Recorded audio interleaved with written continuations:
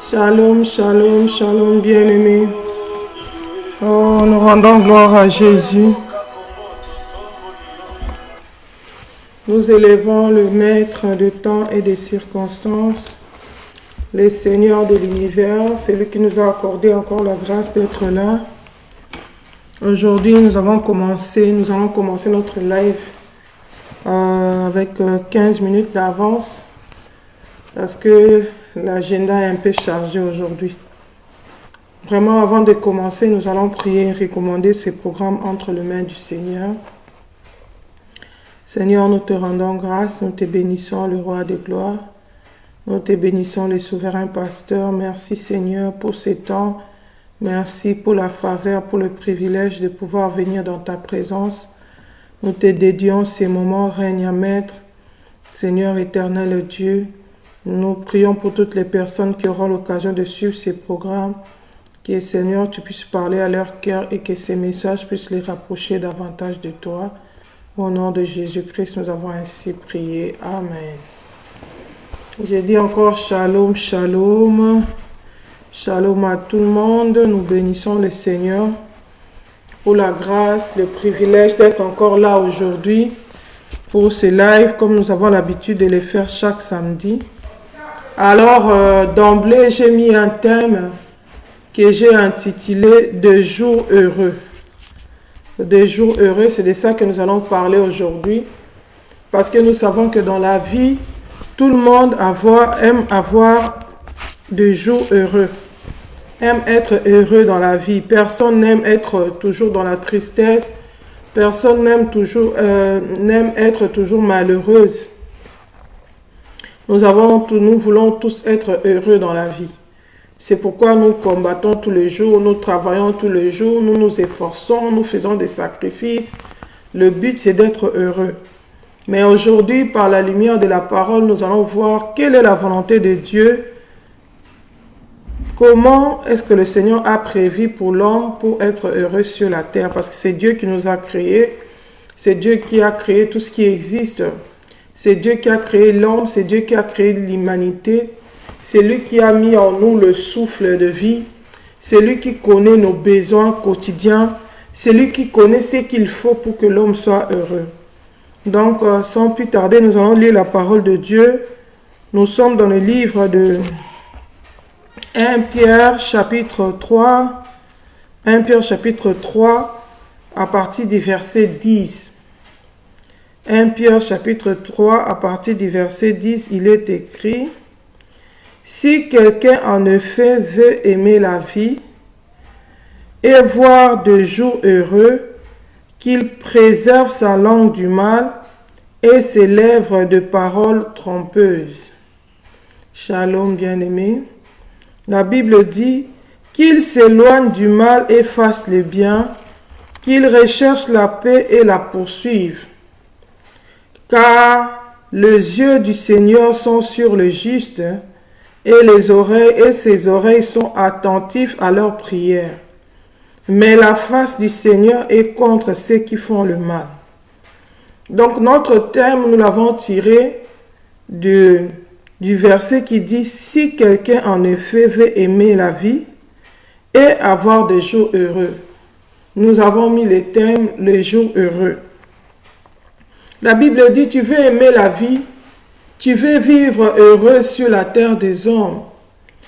Beaucoup de gens sont malheureux, ils ont l'impression quand ils regardent leur vie qu'ils sont venus accompagner les autres, que ça ne va pas avec eux, que c'est compliqué.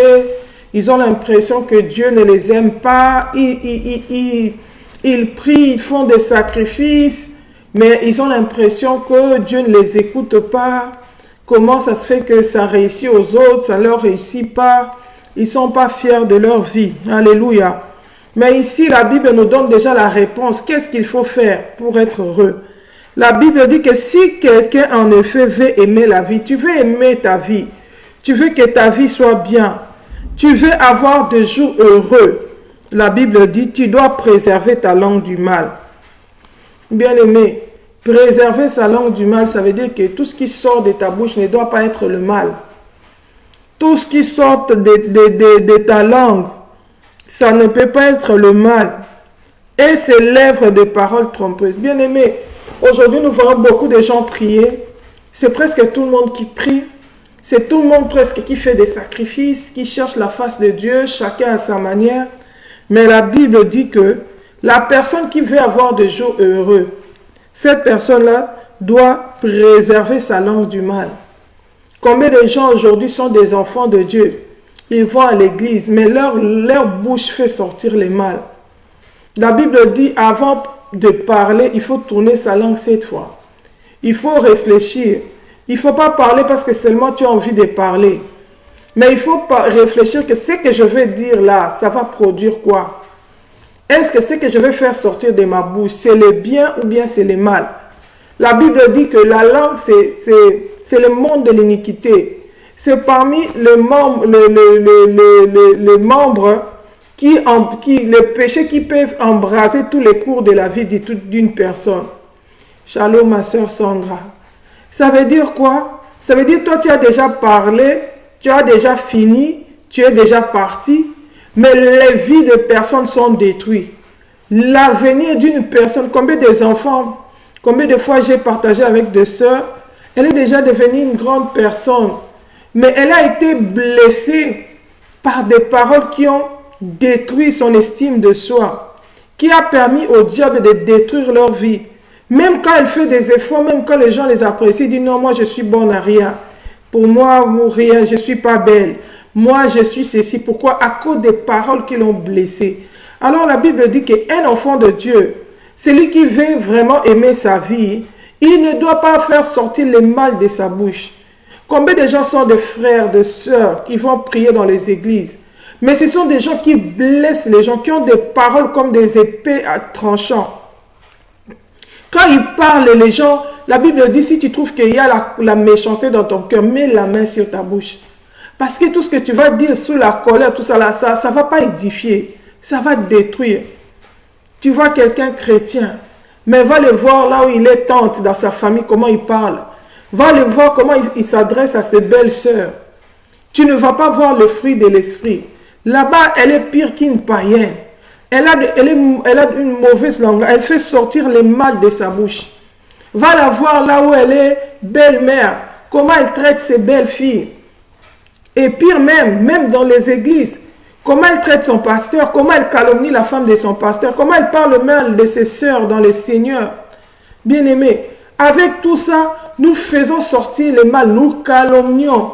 Nous critiquons. Nous parlons de mal, la bouche grandement ouverte, tout ce qui passe, nous voulons commenter, nous voulons donner des avis sur tout. Comme si nous sommes, quelqu'un nous a établi juge pour juger tout ce qui se passe dans l'humanité. Nous avons des commentaires à tout, nous avons des avis à donner à tout, nous avons des critiques et souvent nous parlons plus dans le mal. Mais une telle personne, après avoir parlé du mal, il vient prier. Oh Seigneur, bénis-moi. Seigneur, tu vas le voir. Il est en train de faire beaucoup de sacrifices. Mais la crainte de Dieu, il n'y en a pas. Tu vas entendre, ah non, ils sont en retraite, ils sont partis en jeûne pendant autant de temps. La Bible dit ici, on va voir même ces histoires de jeûnes-là. Ici, la Bible ne parle pas d'aller jeûner. Pour que tu aies des jours heureux, ça ne dépend pas du nombre de jeûnes. La Bible dit, c'est d'abord de préserver ta langue du mal. Parce que c'est que l'homme sème, il le moissonnera. Si tu fais sortir le mal dans ta bouche, tu vas récolter aussi le mal. Quand tu fais sortir le mal dans ta bouche, tu blesses les gens, tu es dur. Il faut la voir quand elle s'adresse aux gens qui le doivent, qui ont des dettes à l'égard de lui. Ou quand il est dans une affaire avec quelqu'un. Manque de respect, impolitesse, de langage. Tu dis ça c'est une chrétienne ou bien c'est une païenne. Des fois même, il y a des gens qui ne connaissent pas le Seigneur, mais c'est à cause de l'éducation. Il ne peut pas tenir le langage que nous voyons parmi les chrétiens. Un chrétien, pour un petit, il va te traiter, tu te dis, là je m'adresse au païen ou bien je m'adresse à... J'ai face à un frère ou bien une soeur ou un inconverti. Bien aimé, ça ce sont des choses qui se passent dans ces temps de la fin. Mais la Bible nous dit, si nous aimons notre vie, nous voulons vraiment être heureux. La Bible ne nous demande pas d'aller chercher des fétiches. La Bible ne nous demande pas d'aller faire des pactes avec Satan. Mais la Bible nous recommande de préserver notre langue du mal et nos lèvres des paroles trompeuses. Combien des enfants de Dieu vivent dans la tromperie? Ils vivent dans la tromperie, ils trompent, ils ne sont pas honnêtes. Ils vivent dans le mensonge. Tu viens lui poser une question aujourd'hui, donne telle réponse, demain il donne une autre. Bien-aimé, ils vivent dans des tromperies, dans la malhonnêteté. Oh bien-aimé, Jésus-Christ est en train de revenir. Même si Jésus n'est pas encore venu, mais tu veux être heureux sur la terre. Tu veux avoir des jours heureux. La Bible dit, pourquoi les gens se plaignent et ils disent que les années passées sont meilleures qu'aujourd'hui. Ils ne peuvent pas dire ça. Alléluia. Ce n'est pas les années qui ont fait quelque chose. C'est la conduite des humains qui complique les choses. C'est notre propre conduite qui nous empêche d'être heureux dans la vie. Il est possible d'avoir des jours heureux avec Jésus-Christ si tu marches conformément à la parole de Dieu. La Bible dit, tu dois préserver tes lèvres de paroles trompeuses. Une chrétienne, un enfant de Dieu doit être honnête, doit dire la vérité. Il ne peut pas vivre dans les mensonges. Tu as fait ceci, on te demande, tu dis non, c'est pas moi. Tu es marié, tu as la grossesse d'une autre personne, tu viens attribuer à ton partenaire. Bien aimé, ça c'est le péché. Et quand ça ne va pas aller dans ta vie, tu ne vas pas comprendre que cette malédiction vient du fait que je vis dans le mensonge, je vis dans la tromperie. J'ai sémé le mal, c'est pourquoi je souffre comme un meurtrier. Tu vas te mettre à accuser les gens. Tu vas te mettre à accuser, soit ce sont les hommes de Dieu, soit c'est l'église où tu pries, il n'y a pas de puissance. Tu commences à haïr les pasteurs. Mais est-ce que tu as déjà fait ta propre repentance? Est-ce que tu es déjà revenu au Seigneur? Tu commences à condamner Dieu. D'autres personnes, ils ont les kilos même de condamner Dieu quand ça ne marche pas dans leur vie. Ils disent que c'est Dieu, la faute c'est Dieu. Hey! Qui es-tu pour ne pas craindre Dieu? C'est pourquoi la Bible nous montre l'exemple de deux brigands qui étaient crucifiés avec Jésus à la croix. L'autre condamnait Dieu, il condamnait Jésus. Alléluia. Il souffrait comme un meurtrier parce qu'il s'était mal conduit. Mais au lieu de reconnaître son péché, comme l'autre brigand qui était pendu à droite, lui, il commence à condamner le Seigneur.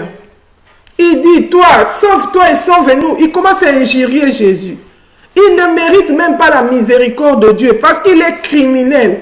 Au lieu d'aller dans la repentance, il commence à haïr les gens. Bien-aimé, tu vas devenir un sorcier. Parce que la sorcellerie, ça commence seulement par la jalousie, par la haine. Tu remarques que d'autres personnes prospèrent, toi tu ne prospères pas. Tu commences à haïr ceux qui prospèrent. Tu commences à les porter le rancune dans le cœur. Comme Caïn. Il a remarqué que Dieu a agréé l'offrande de son frère. Mais sa propre offrande n'était pas agréée. Et Dieu, au lieu de chercher à savoir pourquoi Dieu n'a pas agréé mon offrande, qu'est-ce que je dois améliorer pour que le Seigneur puisse, pour que mon offrande soit agréable? Lui, il ne fait pas cette réflexion, mais il est pressé d'haïr son frère. Et c'était déjà le début de la sorcellerie. La Bible dit que le Seigneur a vu déjà que le cœur de Caïn allait dans le mauvais sens. Le Seigneur est venu lui donner conseil. Alléluia. Il est venu lui donner conseil. Il a dit, pourquoi es-tu irrité contre ton frère? Certainement, si tu agis bien, tu relèveras ton visage. Bien-aimé, nous ne servons pas un Dieu injuste. Dieu est bon. La Bible dit, il est même bon à tel point qu'il fait lever son soleil sur les justes et sur les méchants. Même ce que tu as, le peu que tu as là, tu ne le mérites pas. C'est la bonté de Dieu, c'est la miséricorde de Dieu. Mais il attend de toi la justice. Ce qu'il te prive, c'est parce que tu n'aimes pas la justice. C'est parce que tu ne préserves pas ta langue du mal. C'est parce que tu ne préserves pas tes lèvres de paroles trompeuses. Tu vis dans le mensonge, tu n'es pas honnête. Tu vis dans la tromperie. Tu vis dans le mal. C'est pourquoi le Seigneur ne peut exaucer, ne peut te bénir. Le Seigneur ne peut te donner des jours heureux. Alors, au lieu de chercher à te réconcilier avec Dieu, toi, tu commences à accuser les hommes. Il y en a qui accusent Dieu, comme ces brigands. Il a injurié même Jésus. Hey, toi, une simple créature. Hey, toi délivre-toi et délivre-nous. Est-ce que toi, tu mérites ta délivrance? Est-ce que tu mérites la grâce de Dieu? Tu ne le mérites pas parce que tu es un criminel. L'autre savait, il a dit, ne crains-tu pas Dieu? En tout cas, on peut lire cet exemple-là. L'autre a dit, ne crains-tu pas Dieu? Toi qui souffres comme un meurtrier. Nous, ce que nous avons ici, c'est les salaires de notre crime. Nous souffrons ici, nous avons mérité. Mais tu ne crains pas Dieu, lui qui est juste, qui n'a pas commis de péché, mais qui subit la même sentence avec nous. Oh bien-aimé, il y a beaucoup de gens qui ne craignent pas Dieu. Alléluia. Qui ne craignent pas Dieu. Dès que ça ne va pas, au lieu de chercher à comprendre pourquoi ça ne va pas, lui, il commence à condamner Dieu. La Bible dit ici, je suis dans Luc 23.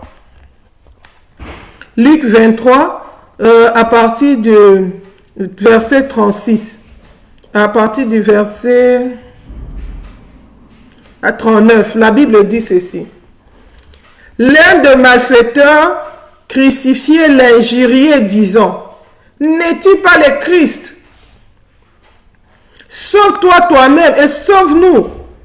Mais l'autre les reprenait et disait, ne crains-tu pas Dieu, toi qui subis la même condamnation? Pour nous c'est justice, car nous recevons ce qu'ont mérité nos crimes. Mais celui-ci n'a rien fait de mal. Et il dit à Jésus, souviens-toi de moi quand tu viendras dans ton règne. Et le Seigneur lui a dit, Jésus lui répondit, je te le dis en vérité, aujourd'hui tu seras avec moi dans le paradis. Il était conscient que non. Si je souffre, c'est parce que j'ai été meurtrier. J'ai subi le salaire de mon péché. Je récolte ce que j'ai sémé. Où sont les enfants, les gens qui sont honnêtes aujourd'hui, qui reconnaissent leurs fausses devant le Seigneur, qui reconnaissent que non, ça ne marche pas comme ça, non, j'ai péché. C'est parce que j'ai fait ça, c'est à cause de ces péchés que ces problèmes arrivent. Je vais retourner vers Dieu, je vais aller me réconcilier. Si je ne vis plus une vie heureuse aujourd'hui, c'est parce que je me suis éloigné de la volonté de Dieu. Comme l'enfant prodigue, il avait abandonné la maison de son père, là où il vivait heureux avec son frère, là où il avait la nourriture en abondance. Il avait des jours heureux. Mais quand il est sorti de la maison de son père, il est allé dans la débauche, dans l'impudicité. Il a pris toutes les richesses que son père lui avait données. Il est allé gaspiller cela dans le péché. La Bible dit que la souffrance était arrivée. Il commençait à manquer même le nécessaire. Il manquait même de quoi manger. À tel point, il commençait à désirer à manger même la nourriture des pourceaux. Mais on ne lui donnait même pas ça. Pourtant, la Bible dit que la nourriture des enfants ne donne pas ça aux chiens. Mais à cause de son péché, il s'est rabaissé même jusqu'au niveau de pourceaux. Combien des enfants de Dieu aujourd'hui? Dieu t'avait donné beaucoup de promesses. Dieu t'avait dit qu'il t'aime. D'ailleurs, pour tout enfant de Dieu, le Seigneur, ce qu'il a prévu pour nous, c'est toujours le bonheur. La Bible dit, je connais les projets que j'ai formés sur vous. Projets de paix et non de malheur. Pour vous donner de l'avenir et de l'espérance. Bien-aimé, Dieu a un avenir qu'il a préparé pour toi. Il a des projets de paix, des projets de bonheur qu'il a préparé pour toi. Mais pour que tu puisses entrer en possession de ces projets, ne regarde pas les hommes, réconcilie-toi avec Dieu. Regarde qu'est-ce qui ne marche pas dans ta vie. N'es-tu pas, comment dire, ta langue, ne préserves-tu pas ta langue du mal? Beaucoup de gens ils disent, moi je suis chrétienne, je prie, moi je ne vais pas dans l'impudicité. Moi, aujourd'hui même, la majorité même vont dans l'impudicité. C'est difficile, on commence à chercher même les péchés que les chrétiens ne font pas facilement. C'est même difficile même à trouver. Alléluia. Mais beaucoup de gens, peut-être parce qu'il ne parle pas dans l'impudicité, mais il blesse les gens au travers de sa parole. Lui, il pense qu'il est mieux devant le Seigneur. Parce que lui, il ne fait pas l'impudicité. Mais ta bouche, alléluia, c'est vrai, celui qui fait l'impudicité prêche contre son propre corps. Mais toi qui ne fais pas l'impudicité, mais ta bouche qui blesse les gens. Tu es meurtrier, tu ne vas pas hériter le royaume des cieux. Tu vas aller en enfer si tu ne te répands pas. Et non seulement ça, tu vas détruire aussi ta vie sur la terre. Tes jours ne seront plus heureux. Tu ne vas plus vivre le bonheur de Dieu dans ta vie. Déjà, celui qui fait sortir le mal de sa bouche, c'est difficile qu'il entretienne des relations avec les gens. Tu vas commencer toujours à détruire tes relations. Les gens vont commencer à s'éloigner de toi parce que tu blesses tous ceux-là qui t'approchent. Quand ils viennent à toi, ils sont choqués. Pourquoi de ta bouche sort toujours le mal et de tes lèvres sortent des paroles trompeuses? Alléluia. Aujourd'hui, il est même préférable de faire des affaires avec quelqu'un qui ne connaît pas le Seigneur. Il sera loyal. Mais si tu veux seulement faire des affaires avec des chrétiens, tu regrettes. Bien-aimé, la tromperie, ça détruit ta vie. La cause de ton malheur, c'est ta tromperie. La cause de ton malheur, c'est le mal qui sort de ta bouche. Alléluia. La Bible dit, dans notre texte de base de 1 Pierre chapitre 3 au verset 11, la Bible dit ceci. Qu'il s'éloigne du mal et fasse le bien. Qu'il recherche la paix et la poursuive. Bien-aimé, éloigne-toi du mal. Depuis que tu as commencé à être méchant, tu as commencé à faire du mal. Même la Bible nous parle même de la femme vertueuse. La Bible dit quoi? Elle fait du bien à son mari. Et un cœur bon. Apprends à faire du bien. N'aie pas un cœur méchant. Un cœur qui fait le mal aux autres. Tu aimes bien compter. La Bible dit, ce que vous voulez qu'on fasse pour vous, faites-le aussi pour les autres. Tu aimes qu'on t'aime, tu aimes qu'on te montre la bonté. Montre cette bonté aussi pour les autres. Oh, que le Seigneur nous aide. Parce que si Jésus revenait aujourd'hui, surtout en ces temps où nous sommes, la bonté même est devenue rare. Des fois, mon mari me dit, il dit, essaye d'être bon. Tu sauras comment la bonté est de devenir rare. Parce que tout le monde va accourir vers toi. Au point même de t'écraser même. Pourquoi? Parce qu'ils ont remarqué une certaine bonté. Tout le monde va accourir. Alléluia. Pourquoi? Parce que la bonté est devenue tellement rare. Mais la Bible dit, toi, si tu veux aimer vraiment ta vie, si tu veux vivre de jours heureux, tu dois t'éloigner du mal, tu dois faire le bien. Bien aimé, fais le bien même dans ton entourage. Aujourd'hui, même beaucoup, même dans nos pays, surtout nous les Africains, ça ne marche pas. Pourquoi? Un cœur mauvais, on ne veut pas faire le bien. Même si on te donne un poste, tu veux seulement voler. Tu veux tout prendre pour toi, détruire même la nation, détruire même ton entourage. Tu veux seulement déjà, comme tu veux voler là, tu fais déjà le mal. Qu'est-ce qui va venir après? Ça sera toujours la destruction. Parce que la Bible dit quoi? Les biens mal acquis, ça ne profite jamais. La Bible nous dit dans Habakkuk 2, maudit soit, malheur à celui qui construit sa maison avec des biens iniques. Tu voles pour t'acheter des maisons. Tu voles, même ici en Europe, il y en a qui volent même dans des magasins, qui volent même dans des banques, qui volent, ils veulent s'enrichir. Partout on te met, tu voles. Bien aimé, ce sont des biens iniques, des biens de péché que tu amasses pour ta maison. La Bible dit que c'est ton malheur que tu cherches. Oh, ça ne marche pas. Je prie, mais je ne vois pas clair. Tu vends des histoires, mais tu utilises la fausse mesure. La Bible dit, le Seigneur dit, il est la fausse mesure. Mais les enfants de Dieu, s'ils te vendent la farine, il te dit que c'est 1 kilo, tu vas aller vérifier, c'est 800 grammes. Pourquoi? Il triche. Il va te construire une maison, il fabrique des briques.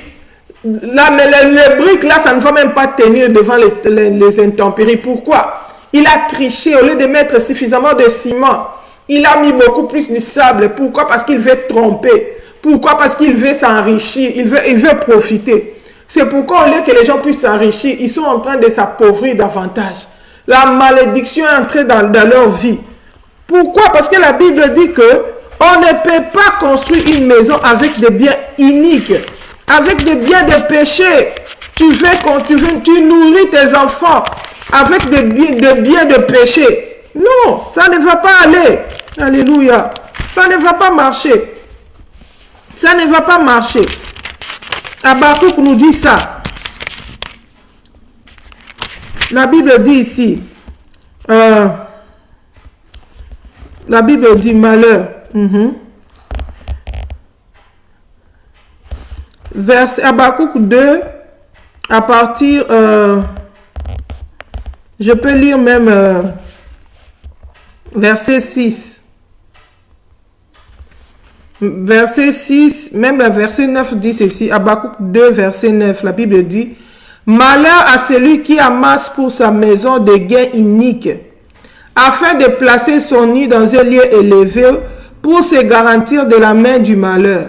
C'est l'opprobre de ta maison que tu as résolu en détruisant des peuples nombreux.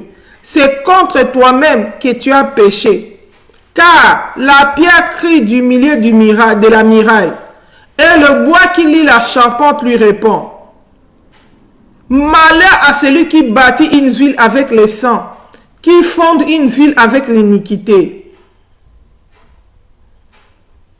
Voici quand l'Éternel des armées l'a résolu, le peuple travaille pour le feu, les nations se fatiguent en vain. Bien-aimé, tu veux te construire une maison, au lieu de travailler à la sueur de ton front, tu les construis par le vol. Tu trompes, tu fais des affaires avec, tu prends des dettes, tu ne veux pas payer. Tu maltraites les gens, tu fais le mal. Hein? Tu ne recherches pas la paix. Tu as des conflits aujourd'hui, beaucoup d'enfants des conflits avec tout le monde. Je me souviens une fois, mon mari est allé évangéliser. Elle est allée prêcher une sœur qui était musulmane. Il lui a parlé de Christ. Et cette sœur-là était convaincue. Elle était touchée. Elle a pris la décision d'abandonner l'islam, de donner sa vie à Christ. Mais il a dit à mon mari, c'est vrai, tu m'as touché, mais votre église c'est où? Quand mon mari a commencé à l'expliquer, il a dit, hey, malheureusement, je ne peux venir prier dans votre église. Pourquoi? Parce qu'il y a une de mes amies qui prie dans ton église. Mais moi, avec elle, nous ne nous entendons pas. Parce que son caractère, je ne peux pas prier dans une église où elle prie. Mais comme toi, heureusement pour elle, elle a quand même accepté Jésus. Mon mari était obligé de l'indiquer une autre église pour aller prier. Pourquoi? Parce qu'à cause de cette sœur-là, qui était dans l'église, qui était inconvertie, qui avait de mauvais langages, qui faisait le mal, elle qui venait à l'église. Heureusement que le jour où mon mari était allé évangéliser, elle n'était pas accompagnée de cette sœur. Supposons qu'on avait dit à l'église, aujourd'hui on a le programme d'évangélisation, on va aller évangéliser, on part avec cette sœur-là, les gens n'allaient pas donner leur vie au Seigneur. Combien de gens aujourd'hui refusent d'aller même dans les églises à cause de la conduite des chrétiens? Nous qui nous disons chrétiens, nous qui sommes enfants de Dieu, nous aimons le Seigneur. Nous qui attendons le retour de Christ, l'avènement du Seigneur. Mais à cause de la conduite, beaucoup de gens refusent de venir au Seigneur. Oh bien-aimé, à tel point qu'une âme qui veut quitter l'idolâtrie pour accepter le Dieu vivant, il refuse de venir à l'église à cause de toi. Oh bien-aimé. Mais tu vas voir cette personne-là, il va dire, oh mais Dieu, pourquoi le Seigneur ne travaille pas pour moi? Peut-être les pasteurs, ils n'aiment pas. Les pasteurs ne prient pas assez pour moi. C'est comme ça que Dieu n'agit pas. On ne s'occupe pas de moi dans cette église. On a dit les premières personnes, ils vont haïr Dieu. Mais la deuxième catégorie, ils vont haïr les hommes. Ils vont haïr ceux qui réussissent. Ils vont haïr les hommes de Dieu. Ah, ils ne prient pas suffisamment pour moi. C'est pourquoi, depuis que je suis là, ma vie ne change toujours pas. Est-ce que toi, tu t'es déjà repenti? Est-ce que tu as déjà pris la décision de t'éloigner du mal, de faire le bien? Est-ce que tu recherches la paix? Tu es allé déjà te réconcilier avec la personne que tu avais blessée. Tu es déjà parti rechercher la paix avec les gens avec qui tu avais semé les troubles. Oh bien-aimé, la Bible dit, autant que cela dépend de nous, soyons en paix avec tout le monde. La Bible dit autant, parce qu'il y a des situations où ça ne dépend pas de toi. Ce n'est pas que tu as créé ça, mais c'est arrivé. Il y en a comme ça des gens qui deviennent nos adversaires, sans qu'on puisse le vouloir. Ça existe. Mais toi, en tant qu'enfant de Dieu, ton devoir à toi, c'est de t'éloigner du mal. Ton devoir à toi, c'est de faire le bien. Ton devoir à toi, c'est de rechercher la paix, de la poursuivre. Alléluia. La Bible dit pourquoi? Parce que car les yeux du Seigneur sont sur le juste et ses oreilles sont attentives à leurs prières. Mais la face du Seigneur est contre ceux qui font le mal. Bien-aimé, même si tu pries 40, moi j'ai pris beaucoup, aujourd'hui on attend seulement les gens. Nous étions partis prier à la montagne. Ce n'est pas la montagne qui est un péché. Quoique, au temps où nous sommes, ce n'est pas l'histoire de la montagne. Alléluia. C'est vrai que beaucoup de gens, par rapport à leur situation de vie, là où ils sont, il y a tellement de distractions. Je peux donner un exemple pour les gens qui sont en Afrique. Bon, je ne connais pas toute l'Afrique, mais l'exemple du Congo, par exemple. Il y a tellement du bruit. Comme la Bible dit, si tu veux aller prier, entre dans ta chambre, ferme la porte derrière toi, cherche ton Dieu qui est dans les secrets. Mais il y a des endroits où tu entres même dans la chambre, il y a toujours la distraction. Pourquoi? Il y a les barres du voisin qui font boum, boum, boum, boum.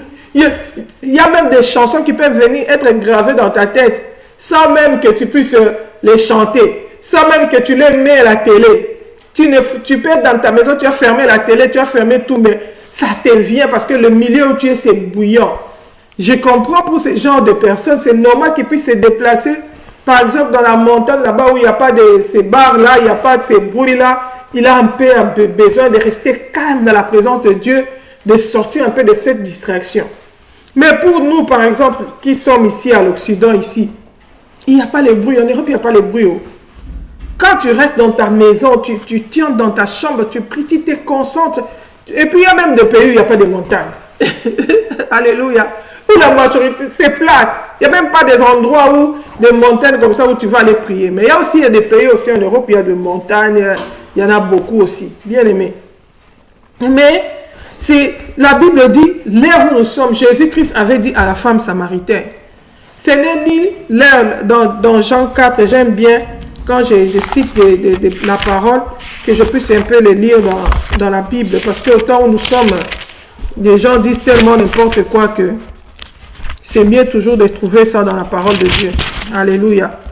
Jean chapitre 4, quand Jésus-Christ s'entretenait avec la femme samaritaine.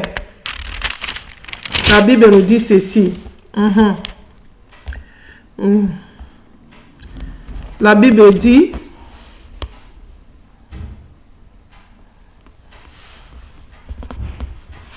la femme samaritaine, Jean chapitre 4, verset, je préfère lire verset 20. La Bible dit ceci. Jean chapitre 4, verset 20, la Bible dit ceci.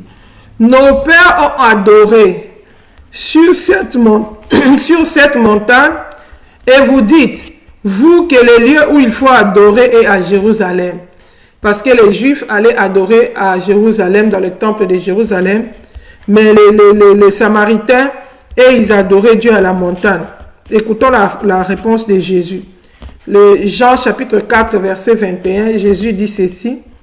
Femme, lui dit Jésus, crois-moi, l'heure vient où ce ne sera ni sur cette montagne, ni à Jérusalem que vous adorerez le Père. Vous adorez ce que vous ne connaissez pas. Nous adorons ce que nous connaissons car le salut vient des Juifs. Mais l'heure vient et elle est déjà venue où les vrais adorateurs adoreront le Père en esprit et en vérité. Car ce sont là les adorateurs que le Père demande. Bien-aimés, Dieu demande qu'on puisse l'adorer en esprit et en vérité. Ce n'est pas les lieux qui importent. Israël allait adorer à Jérusalem. Les Samaritains, ils allaient adorer. Et les Juifs allaient à Jérusalem dans le temple. Les Samaritains, eux, ils allaient adorer sur la montagne. Mais ce n'est pas les lieux qui importent. Alléluia. Mais c'est l'état d'esprit de l'adorateur, de celui qui adore Dieu. Dieu veut qu'il puisse l'adorer en esprit et en vérité. Alléluia. Adorer en esprit et en vérité, c'est quoi? C'est s'éloigner du mal. C'est faire le bien. C'est rechercher la paix et la poursuivre. C'est être juste devant le Seigneur. Beaucoup de gens disent, oh non, c'est pas important. Nous sommes sauvés par la grâce. Bien aimé, tes œuvres sont importantes devant le Seigneur. Même si tu pries tous les jours, si tu n'es pas juste devant le Seigneur, si tu ne crains pas Dieu, ta prière, ça ne sera pas agréable au Seigneur, qu'on ne te trompe pas. Dieu ne veut pas exaucer tes prières. La Bible dit, car les yeux du Seigneur sont sur les justes, et ses oreilles sont attentifs à leurs prières. Mais la face du Seigneur est contre ceux qui font le mal. Aujourd'hui, les gens pensent qu'ils peuvent corrompre Dieu par le nombre de leurs prières. Tu ne vas pas impressionner Dieu par les lieux où tu vas prier. Je suis monté à telle montagne. Hein, nous, le Dieu de la montagne. Bien aimé, ce n'est pas la montagne qui impressionne Jésus. Jésus lui-même, il allait prier. Il priait dans la montagne. Il est à Gethsemane, c'était même un jardin. Il priait dans les lieux déserts. Donc, ce n'est pas toi qui as commencé ça aujourd'hui pour que tu viennes l'impressionner. Aujourd'hui, les gens pensent qu'ils peuvent impressionner le Seigneur par des jeûnes. Les sacrifices qu'ils font. Bien aimé, la Bible dit le Seigneur aime l'obéissance plus que les sacrifices. Il n'est pas impressionné par tes nombres de jeûnes. Aujourd'hui, tu vas trouver des enfants de Dieu. Quand tu leur parles d'abandonner les péchés, de vivre dans la crainte de Dieu, ils trouvent que là, tu exagères. Mais ils aiment bien acheter Dieu avec leurs offrandes. Il va prendre de l'argent, il va donner aux prophètes. Ah, priez pour moi, je sème, que le Seigneur se souvienne de moi, j'avais sémé ceci, j'avais pris mon argent, j'avais sémé ceci, dans ceci, cela. Je me souviens encore un jour, il y avait une soeur qui était malade. Cette soeur-là aimait le Seigneur, mais il y avait des petites choses qui n'étaient pas en règle avec sa vie. Mais le Seigneur voulait le prendre. Alors le Seigneur a voulu qu'elle tombe malade pour qu'elle puisse la préparer. Mais quand je suis parti voir cette soeur-là, elle m'a dit, ma soeur, que le Seigneur se souvienne de moi. J'avais vraiment pris cet argent, mon argent, je pouvais même acheter le téléphone à mon fils. Mais j'ai pris cet argent-là, j'ai sémé ça dans l'œuvre de Dieu. Mais quand elle disait ça, elle ne savait pas que le Seigneur n'avait pas besoin de son argent, mais le Seigneur avait besoin de son âme.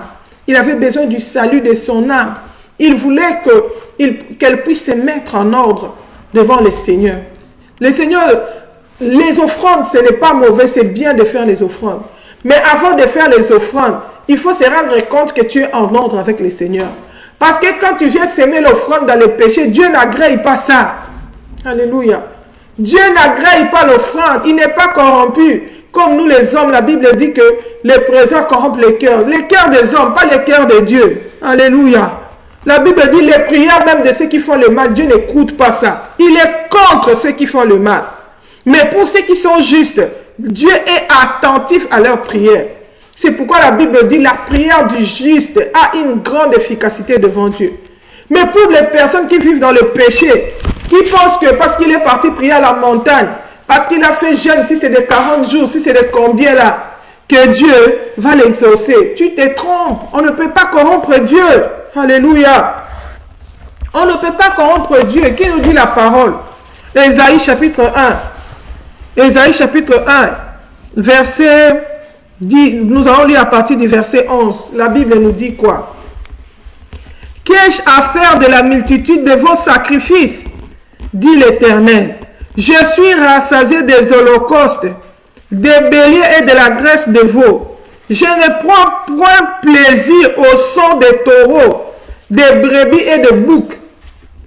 Quand vous venez vous présenter devant moi, qui vous demande de suer mes parvis? Vous venez vous présenter devant le Seigneur dans la sueur. Vous venez vous présenter devant le Seigneur dans le péché. Vous venez suer ses parvis. Mais si on va dire, mais dans le temple, les gens venaient pour demander pardon. Ils venaient avec les offrandes pour demander pardon. Mais le Seigneur regardait les cœurs de ceux qui venaient demander pardon là. Ils aimaient le mal, ils vivaient dans le mal. Et ils viennent corrompre Dieu avec leurs sacrifices. Dieu refuse même les sacrifices. Pourtant, c'est Dieu qui avait institué les sacrifices. C'est lui qui avait fait que quand quelqu'un pêche, il vienne avec un sacrifice. Mais si le cœur n'est pas contrit, si le cœur continue à aimer les péchés, si tu continues à vivre dans le péché, tu penses que ton offrande va t'ouvrir la porte devant Dieu, tu te trompes. La Bible dit Dieu aime l'obéissance plutôt que les sacrifices. Qu'est-ce que nous ne voyons pas aujourd'hui dans le culte? Les gens viennent habillés impudiquement. Ils sont habillés sexy dans l'impudicité. Ils viennent suer les temples. Alléluia. Depuis que la femme a commencé à mal s'habiller, la séduction est entrée même dans les églises. Des fois, quand tu regardes les clips d'adoration, les clips, si c'est des louanges ou si c'est de quoi, tu as même envie de fermer les yeux. Tu te demandes si on est en train de présenter Christ ou on est en train de présenter Jézabel. Dans les clips même de cantiques, on commence à mettre les gens qui se maquillent. Or, ces choses sont en abomination devant le Seigneur. C'est toujours le maquillage, la séduction. Et depuis que cette séduction est tellement entrée dans l'église, on ne vit que des scandales, si scandales. L'impudicité, l'abomination est entrée même dans l'église. Oh bien-aimé, la Bible dit la nature elle-même ne vous enseigne pas. Ne remarquez-vous pas que depuis que les femmes ont commencé à mal s'habiller dans les églises, l'impudicité aussi est entrée dans les églises. Depuis que les gens ont commencé à mal s'habiller, aujourd'hui tout le monde est devenu des teints clairs. Pourquoi? Pour attirer l'attention des gens. Toute personne n'aime la peau que le Seigneur lui a donnée. Tout le monde se décape la peau. On pense que c'est ça la propreté, c'est ça la beauté. Les gens viennent avec remplis des idoles. Alléluia. Les bijoux, tout ça, tout ça. Bien aimé, ce sont des idoles devant le Seigneur. Le Seigneur n'agrée pas ça. Tu peux faire tout ça. C'est pourquoi la Bible dit même vos louanges là, il n'est même pas intéressé. Parce que moi, quand je suis chanteur, mes cantiques, je le fais pour glorifier le Seigneur. Ça doit être un culte qui est agréable au Seigneur. Et quand dans ce culte-là, il y a des choses qui ne glorifient pas le Seigneur, ma première démarche doit être d'arranger, d'enlever ce qui peut empêcher à mes louanges d'être agréables à Dieu. C'est pourquoi aujourd'hui, la présence de Dieu n'est plus dans les adorations. Les adorations n'est plus accompagnées de la présence et la puissance de Dieu. C'est plus les sensationnels. C'est plus les belles voix, l'instrumentalisation. C'est plus là que la présence de Dieu. Or, Dieu, ce qu'il importe, ce n'est pas là. C'est un cœur sincère qu'il adore, la louange des justes. C'est ça que Dieu recherche. Cette louange qui, quand des gens comme David, ils chantaient, des démons sortaient de Saoul. Où sont ces chanteurs qui craignent le Seigneur, qui sont sanctifiés corps, âme et esprit pour le Seigneur? Qui ne disent pas seulement que non, moi mon cœur est pur, mais mon corps est souillé. Parce que quand ton cœur est pur, les décisions, les choix viennent du cœur. Tu vas aussi choisir de t'habiller de manière à glorifier le Seigneur. Ce n'est pas quand tu avais commencé à chanter, tu avais une autre couleur de la peau. Aujourd'hui, tu es devenu comme la banane. Tu avais d'autres cheveux, la chevelure que le Seigneur t'a. D'autres même, on ne connaît même plus à quoi ça ressemble, les cheveux que le Seigneur lui avait donnés. Tissage aujourd'hui, perruque, des fossiles, toujours à la recherche de la beauté. Si on cherchait Dieu comme les femmes cherchent la beauté, mais toutes les femmes seraient déjà arrivées au ciel. Oh bien-aimé, répands-toi de ces choses. Tu vas le faire, les gens vont t'acclamer, mais tu ne seras pas agréable au Seigneur. Laisse-moi te dire la vérité. L'enlèvement peut te trouver en train d'adorer les mains à l'air avec des faux ongles, les ongles de Jézabel, la rébellion. Parce que le Seigneur dit, ce n'est pas les ongles, ce n'est pas comme ça que je t'ai créé. Il viendra prendre la personne qu'il a créée, qui est comme il l'avait créé. Il va venir te trouver avec des faux ongles. Ces ongles-là, est-ce que c'est Dieu qui t'a donné ça? Les histoires de monde des ténèbres, comme on représentait des sorciers avec de longs ongles, aujourd'hui c'est devenu la journée, c'est devenu la beauté. Tout le monde veut... Il y a des femmes qui, tu ne pourras jamais les voir avec leurs ongles naturels. Bien aimé, c'est une rébellion à l'égard de ton Créateur. Répands-toi. C'est pourquoi tu adores, tu fais des sacrifices, mais tu ne vois pas la gloire de Dieu. Le bonheur n'est pas dans ta vie. Tu ne vis pas des jours heureux parce que tu es en rébellion, en contradiction avec ton Créateur. Il faut voir comment les gens s'habillent, oh bien-aimé. Tu vas même oublier la chanson, mais tu vas retenir les perruques qu'il avait portées. Tu vas même oublier la chanson, tu vas retenir comment ses seins étaient décapés, comment tout était dehors, bien-aimé. Dans les mariages, les fêtes, n'en parlons même pas. Le Seigneur pleure à cause de ces choses. Il dit, quand vous venez vous présenter devant moi, qui vous demande d'essuyer mes parvis? Bien-aimé, comment tu viens te présenter devant le Seigneur? Quand tu viens dans la face du Seigneur, aller dans la face du Seigneur, ce n'est pas seulement aller à l'église. L'église aussi, tu viens dans la présence de Dieu, mais même dans ta maison quand tu pries. Or, la Bible dit quoi pour une femme quand elle vient prier? Qu'elle se voile, qu'elle se couvre la tête. Parce à cause de son mari, pour la gloire, à cause des anges. Parce qu'ils sont son mari, c'est la femme qui prie, qui prophétise, qu'elle se couvre, qu'elle se voile. On ne voit plus ça. Que les femmes qui font profession de servir Dieu, qu'elles aient aussi l'apparence qui est conforme à la sainteté. Ces versets-là, on dirait dans la Bible, d'autres personnes, on a déjà enlevé. Dieu regarde seulement le cœur. Dieu ne regarde pas l'extérieur. Même si je viens dans la présence de Dieu, sers le Seigneur, tu sers le Seigneur, tu t'habilles comme une prostituée. Tu sers le Seigneur, tu t'habilles comme une star mondaine. Tu sers le Seigneur, tu t'habilles comme une musicienne du monde. Et ils viennent avec la mode qui leur vient du monde, dictée par les sirènes, en fonction des pactes qu'ils ont fait avec Satan. Ils viennent avec des tatouages. Aujourd'hui, nous sommes des enfants de Dieu, des servantes, des prophétesses, avec des tatouages. Tu t'es tatoué les cils, tu t'es tatoué la bouche, tout ça, tu dis, tu sers le Seigneur. Oh, répands-toi, ma soeur. Tu déçois ton propre âme, tu te séduis toi-même. Tu compliques ta vie sur la terre et tu t'empêches l'éternité.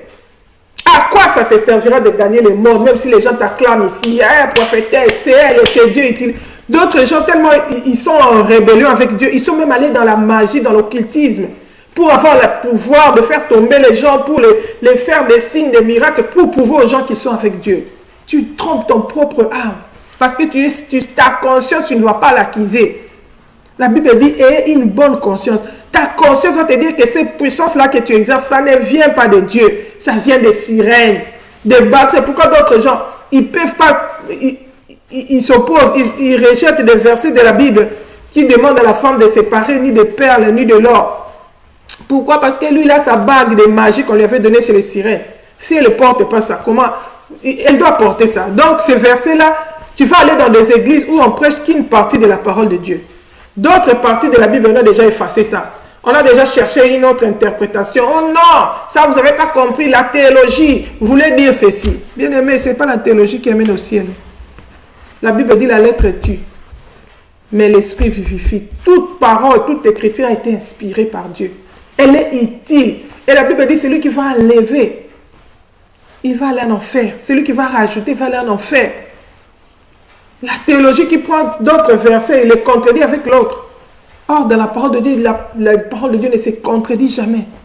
Bien-aimé, tu vas frapper la poitrine. C'est toi qui as fait études bibliques ici, et théologie. La théologie n'amène pas au ciel. Moi, j'ai fait la théologie.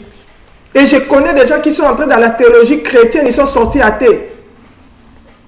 Et puis cette théologie-là, ça ne détient pas la vérité. Hein. La théologie, chacun les prêche selon sa doctrine. Il y a la théologie des catholiques, il y a la théologie des protestants, il y a la théologie des... Même les musulmans, ils ont leur théologie. Tout le monde a leur théologie. Théologie ne veut pas dire vérité. Et d'ailleurs, théologie, ce n'est pas loin de l'apostasie. Aujourd'hui, nous avons l'achyménisme. Pourquoi? Théologie. D'ailleurs, les premières personnes à commencer la théologie, c'était les catholiques. Hein? Les églises de réveil, les théologies ont commencé après. Bien aimé. Les juifs, ils avaient la théologie. La Bible dit quoi? Paul, il a grandi dans l'école de Gamaliel. Il était pharisien. C'était leur secte. C'est eux qui ont commencé avant. Mais ils étaient dans la perdition. Quand le Seigneur regarde les pharisiens, qui étaient les garants de la loi, qui persécutaient même les gens, qui tuaient même les gens qui n'étaient pas de leur secte. Mais Jésus leur appelle des tombeaux blanchis. Hein? Les scribes, c'était les garants des Écritures. Ils veillaient que tout soit écrit. Les scribes, ils écrivaient la loi. La Bible dit, Jésus les appelle des tombeaux blanchis. Et la Bible nous dit que si notre justice à nous ne dépasse pas celui des scribes et des pharisiens, nous n'allons pas entrer dans le royaume de cieux. Ça veut dire que leur justice là, c'était un habit seul devant le Seigneur. Ils avaient l'apparence, mais ils régnaient ce qui faisait la force. Ils ne craignaient pas Dieu. Bien aimé, ne va pas en faire au nom de la théologie. Tu es devenu orgueilleux parce que tu as fait les instituts bibliques. Parce que tu allais faire théologie aux États-Unis, théologie en Afrique du Sud. Tu n'es pas le premier à avoir commencé ça. Les pharisiens, ils ont commencé ça dans la Bible. Mais leur justice n'était pas agréable à Dieu. Le Seigneur les appelait les tombeaux blanchis. Ils n'avaient pas la révélation du Christ. Bien aimé, c'est le Saint-Esprit qui nous donne la révélation de la parole de Dieu. C'est le Saint-Esprit qui nous convainc du péché. La théologie peut te dire c'est bien, l'Esprit te dit c'est pas ça. Ça c'est le péché. La femme ne peut pas toucher à ça. Un enfant de Dieu ne peut pas faire ça. Oh bien-aimé, Jésus-Christ est en train de revenir. Le Seigneur dit, quand vous venez dans ma présence, pourquoi suyez-vous mes parvis? Cessez d'apporter des vaines offrandes. J'en ai horaire.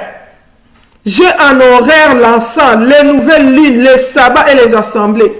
On a un séminaire de 21 jours. Vos assemblées, quand vous allez là-bas, quand le Seigneur... La Bible dit, le verset 15. Quand vous étendez vos mains, je détourne de vous mes yeux. Quand vous multipliez les prières, je n'écoute pas. Vos mains sont pleines de sang. Bien-aimé, souffre que je te dise la vérité. Les pasteurs t'ont assez flatté. Ils t'ont donné l'évangile que toi tu aimes. Tu aimes qu'on te dise, la Bible dit autant nous sommes. Les gens auront la démangeaison d'attendre des choses agréables. Des personnes comme nous, comme ça, nous disons la vérité comme ça. Tu vas voir, il n'y a pas beaucoup de vie. Ce qui m'importe, ce qui est important pour moi, que je prêche la vérité. Que moi-même aussi, je me prépare pour hériter le royaume de cieux. Je ne peux pas me présenter ici pour te dire des choses qui te font plaisir. Après, tu vas aller en enfer. Non. Assez les pasteurs vous ont flatté. Ils vous ont donné les plats commandés. Mais moi ici, je ne suis pas là pour te donner les plats commandés. Ils ne te disent pas la vérité parce que tu ne vas pas donner l'offrande. Tu vas changer d'église. Tu ne vas pas donner les dîmes. Il a besoin de ton argent. Tu ne vas pas s'aimer. C'est pourquoi même si tu es dans la prostitution, il sait que l'homme avec qui tu vis, c'est le mari d'autrui. Il t'a logé, il t'a acheté une maison, il t'a acheté une voiture. Et tu as aussi l'orgueil quand tu marches dedans. La voiture du péché, la voiture du sang, qui va t'amener tout droit en enfer. Renonce, abandonne tous ces biens du péché. Il est préférable pour toi d'être piéton, d'entrer dans le ciel, que de marcher dans une grande voiture que tu as eu dans la prostitution. Tu dois renoncer à toutes ces choses. Oh bien-aimé, ça va t'amener tout droit en enfer. Alléluia. La Bible dit quand vous étendez vos mains, oh, on a fait telle prière, on a fait telle prière, moi Dieu ne m'aime pas. Ah, si c'est comme ça, je vais retourner dans le monde. Non, tu es déjà dans le monde. Parce que tu mélanges Dieu avec les crimes. Tu mélanges Dieu avec les péchés. Tu crois que Dieu va t'écouter parce que tu pries beaucoup. Tu crois que Dieu va t'écouter parce que tu sèmes l'argent à ton pasteur, parce que tu es partenaire dans l'église. Bien-aimé, Dieu aime l'obéissance plutôt que le sacrifice. Tu ne vas pas corrompre Dieu avec ton partenariat. À quoi ça te sert d'être partenaire toute ta vie, de finir ta vie en enfer? À quoi ça te sert d'être partenaire? Tu ne crains pas Dieu. La Bible dit tu n'auras pas des jours heureux. Tu auras toujours des problèmes. Pourquoi tu cherches ton propre malheur? Oh bien-aimé, si tu entends ma voix, réponds-toi. La Bible dit dans le verset 13, la Bible dit, je suis dans Isaïe 1, verset 13, il dit, cessez d'apporter de vaines offrandes. J'ai en horaire la sang, les nouvelles lignes, les sabbats et les assemblées. Je n'ai pu voir les crimes s'associer aux solennités. Hey, chaque dimanche, nous, notre église, on va recevoir tel homme de Dieu. Nous, notre pasteur, il fait ceci. Bien-aimé, tu te vantes de tout et de rien. Ça ne mène pas au ciel. Dieu aime l'obéissance à sa parole. Tu n'es pas agréable. Dieu n'agrée pas l'offrande des pécheurs. Dieu n'est pas impressionné par nos offrandes, bien-aimés. Oh, j'avais sémé ceci. Moi, je donne mon argent. Je donne mon argent. Bien-aimé, si tu donnes ton argent dans le péché, tu vis dans le péché, tu viens donner ton offrande là, Dieu ne regarde même pas ça. Alléluia. Il a un horaire, il a dit, arrête même d'apporter l'offrande. La première offrande que le Seigneur veut, c'est l'offrande de ta vie. Tu dois t'offrir toi-même d'abord comme une offrande agréable de bonne odeur devant le Seigneur. Romains 12 nous dit ça. Ne vous conformez pas au siècle présent. Soyez transformés par le renouvellement de l'intelligence. Et puis il dit offrez vos corps comme un sacrifice saint, agréable au Seigneur. Ce qui sera de votre part un culte raisonnable. Bien-aimé, venez donner l'offrande, venez donner l'argent, ça ne va pas t'amener au ciel. Dieu veut d'abord que toi-même tu sois une offrande. Que ta conduite soit une offrande. Romains 12, verset 1 à 2. La Bible dit ceci. Je vous exhorte donc, frères, par les compassions de Dieu, à offrir vos corps comme un sacrifice vivant, saint, agréable à Dieu, ce qui sera de votre part un culte raisonnable. Tu vois, la première offrande que le Seigneur aime, c'est ta vie. C'est la vie de sainteté. Une offrande, un sacrifice vivant. Toi, tu vis, tu es vivant. Tu viens t'offrir toi-même par la sainteté, en état agréable à Dieu. Ça, c'est le premier culte que le Seigneur cherche. Ce n'est pas que toi-même tu vis dans le péché, mais tu viens donner des offrandes. Tu viens gêner. Oh, on fait les jeûnes de ceci, on fait les jeûnes de ceci. Dieu dit, il ne peut pas supporter ça. Il ne peut pas supporter ça. Il dit, quand vous étendez vos mains, je détourne de vous mes yeux. Quand vous multipliez des prières, oh, il faut prier jusqu'à l'exaucement. On part à la montagne, on va continuer à prier, bien-aimé. Et tu vas là, tu es confiant. Tu crois que le fait de monter sur la montagne, là, ça va permettre à Dieu d'exaucer ta prière? Non. Ce qui fait que Dieu exauce la prière, c'est la justice. La Bible dit que la prière du juste aura une grande efficacité. Si tu marches dans le péché, tu fais le mal. Quand tu commences à prier, Dieu ferme les oreilles, détourne, il va regarder d'autres personnes. Tes prières à toi, il ne va pas écouter parce que tu ne l'aimes pas.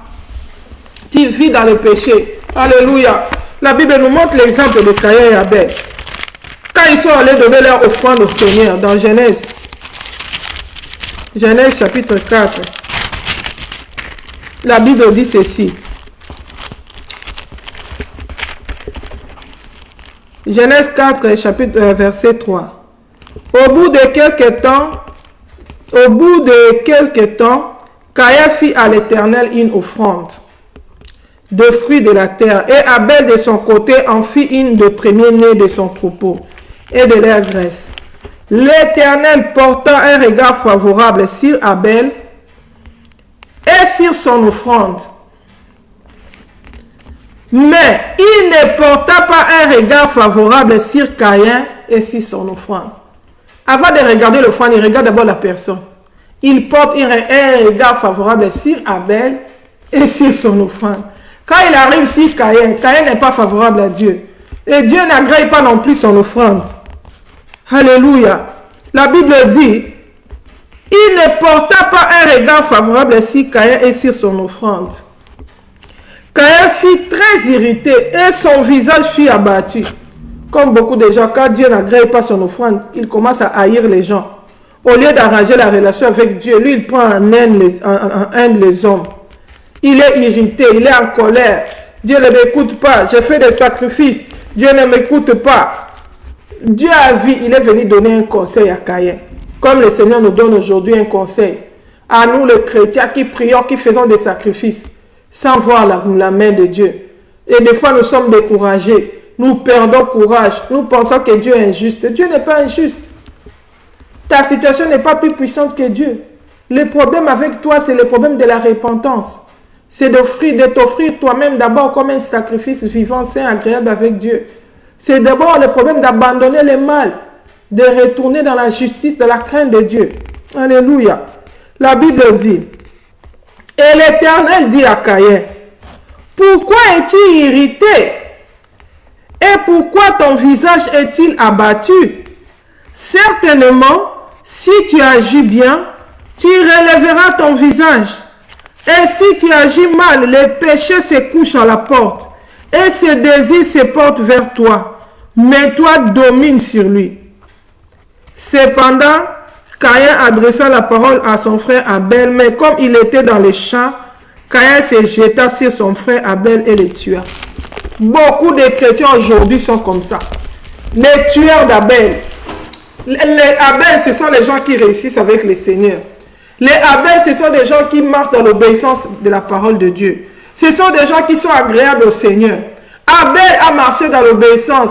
Il a adoré Dieu en esprit et en vérité. Dieu a exaucé la prière d'Abel. L'offrande d'Abel a été agréée. Mais toi, tu commences à prendre Abel en aversion. Il y a beaucoup de gens qui vont dans les églises, qui sont des sorciers. Moi, je ne suis pas sorcier, je ne mange pas la chair des gens.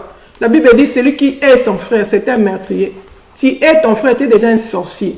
Tu as la jalousie. La jalousie, c'est déjà la sorcellerie. C'est déjà les œuvres des ténèbres. La sorcellerie s'opère aussi par la jalousie. Tu as en haine ceux qui prospèrent. Tu hais ceux que le Seigneur bénit. Ceux qui obéissent au Seigneur. Ceux qui ont leur vie qui prospère. Tu deviens spécialiste dans les critiques. Tu passes ton temps à parler du mal de ceux qui réussissent. Oh mon frère, ma sœur, répands-toi. Arrange ta relation avec Dieu. Ce n'est pas les Abel qui t'empêche de réussir dans la vie. Ce n'est pas si Dieu a exaucé une autre personne, ça ne veut pas dire qu'il ne peut pas t'exaucer. Si ta vie ne marche pas, tu as fait 40 ans dans la vie chrétienne, tu vis toujours la misère, arrange ta relation avec Dieu. La Bible dit, je connais les projets que j'ai formés sur vous. Projets de paix, non de malheur, pour vous donner de l'espérance et de l'avenir. Si le Seigneur permet que tu passes par les souffrances, bénis le Seigneur. Si tu te rends compte que tu es juste, mais le Seigneur te fait passer par les souffrances, bénis le Seigneur. Nous avons vu le pauvre Lazare, mais il était juste. Il craignait Dieu malgré qu'il était dans la souffrance. Il a craint Dieu jusqu'à la fin, il a hérité le royaume des cieux. Lui-même, en tant qu'offrande, il était déjà agréable au Seigneur. Quand il est mort, il a hérité le royaume des cieux. On ne l'a jamais vu un jour aller calomnier les riches, aller parler du mal des riches. Ah, vous voyez ces riches-là, ils ne m'aident même pas. Moi, je souffre, je dors dans sa porte. je mange seulement les miettes qui tombent de sa table. Et même ses chiens viennent me lécher. En aucun jour, il est venu me présenter un plat. Si tu remarques, le pauvre Lazare était en bon terme avec les riches. C'est pourquoi même quand ils se sont retrouvés dans l'au-delà, les riches avaient eu la facilité de dire envoie Lazare. Parce qu'ils savaient qu'il était en bon terme. Il était obéissant, il était docile. Lazare ne les haïssait pas. Pourquoi tu hais ceux qui prospèrent? Pourquoi tu hais ceux qui avancent avec le Seigneur? Réponds-toi. La Bible dit tu veux avoir des jours heureux. Éloigne-toi du mal. Mais quand tu hais les gens là, tu ajoutes encore ton mal. Tu ajoutes encore le malheur dans ta vie. C'est pourquoi ta vie c'est toujours misère, misère, misère. Les promesses qui sont dans la Bible, le Seigneur dit tu n'emprunteras pas mais tu prêteras plusieurs. Chez toi ça ne va même pas s'accomplir parce que toi-même la pauvreté plus. Oh bien-aimé, arrête de regarder les gens. Tourne tes regards vers ton Créateur. Hein? Fais comme ces malfaiteurs qui étaient crucifiés à la croix. Jésus dit, hein, je mets devant toi la vie et la mort, choisis la vie. Et même Caïn, il était venu lui donner les conseils, comme moi je viens de te donner les conseils aujourd'hui. Et le Seigneur nous parle à tous aujourd'hui. Ici, il n'a pas fermé sa bouche. Dieu est tellement amour. Il n'a pas laissé Caïn mourir comme ça. Il est venu d'abord lui proposer la solution. Il dit, Caïn, ne sois pas fâché. L'irritation là, ce n'est pas ça qui est important. Le problème, c'est que tu puisses agir bien. C'est comme ça que tu vas relever ton visage. Bien-aimé, agis bien. Tu as la dureté de cœur. Tu vas voir quelqu'un, il est misérable, mais il est orgueilleux même plus que Bill Gates, même plus que les gens qui ont beaucoup d'argent. L'orgueil, tu dis, mais c'est pas possible. Oh bien-aimé, pourquoi tu serais, la Bible dit, pourquoi serais-tu méchant et mourrais-tu avant ton temps? Tu t'attires tous les problèmes de la vie à cause de la méchanceté de ton cœur. Tu as un cœur incrédule, un cœur dur. Tu ne veux pas te repentir. Tu ne veux pas changer de vie. Tu as toujours la haute opinion. J'ai pris, j'ai fait tant d'années dans le Seigneur. Tant d'années dans le Seigneur, est-ce que tu es agréable à Dieu? Est-ce que tu es juste devant le Seigneur? Ton cœur est rempli d'amertume, de rapines, de rancune, de haine, de calomnie. Bien-aimé, si Jésus te trouve dans cette situation, non seulement tu souffres aussi la terre, tout droit en enfer. Oh, bien-aimé, veux-tu avoir des jours heureux? Veux-tu vivre le bonheur sur la terre? Éloigne tes lèvres du mal. Éloigne tes lèvres de ta bouche du mal, tes lèvres de paroles trompeuses. Éloigne-toi du mal. Et recherche et poursuis la paix. C'est pourquoi la Bible nous dit, hein, dans Hébreux 12, la Bible nous dit ceci, 4. Et chercher la paix avec tous et la sanctification, sans laquelle personne ne verra Dieu. Bien-aimés, aujourd'hui, nous n'avons pas parlé de craindre Dieu par rapport à l'enlèvement, de craindre Dieu par rapport à la mort. Mais nous t'avons montré comment il est important de craindre Dieu pour ton propre bonheur sur la terre. Alors, si tu aimes ta vie, si tu t'aimes toi-même, tu veux avoir des jours heureux. Bien-aimé, répands-toi et réconcilie-toi avec ton Créateur. Voilà, nous allons nous arrêter là pour aujourd'hui. Je prie vraiment que cette parole ne te serve pas de condamnation, que ce jour-là, on ne puisse pas les jouer au ciel pour te condamner. Mais que tu te puisses te laisser avertir aujourd'hui et que tu prennes la décision de revenir au Seigneur, de donner ta vie au Seigneur. Dis-lui, Seigneur, j'ai compris que je souffre à cause de ma désobéissance. C'est parce que je t'ai tourné le dos. C'est pourquoi je prends la décision aujourd'hui de revenir vers toi. Seigneur, pardonne mes péchés. Lave-moi par ton sang, écris mon nom dans le livre de vie. Aide-moi à marcher dans une nouveauté de vie. Je pardonne toutes les personnes que j'ai haïes, toutes les personnes que j'ai pris en aversion dans mon cœur parce qu'ils prospéraient. Parce que je voyais leur vie aller de l'avant et la mienne, non. J'ai compris que ce n'est pas eux la cause de mon malheur. Aujourd'hui, je les fais sortir de mon cœur. Je les pardonne, je les fais sortir du prison de mon cœur, je les libère. Mais je retourne vers toi comme l'enfant prodigue était revenu vers son Père. Seigneur, pardonne mon péché. Lave-moi par ton sang. Envoie ton Saint-Esprit pour m'aider, pour m'amener dans une nouveauté de vie, afin que je puisse vivre le bonheur sur la terre et que le jour que tu reviendras, que je puisse hériter le royaume des cieux. Voilà, nous allons nous arrêter par là. Que Dieu bénisse sa parole, qu'il scelle cette parole par le sang de Jésus-Christ.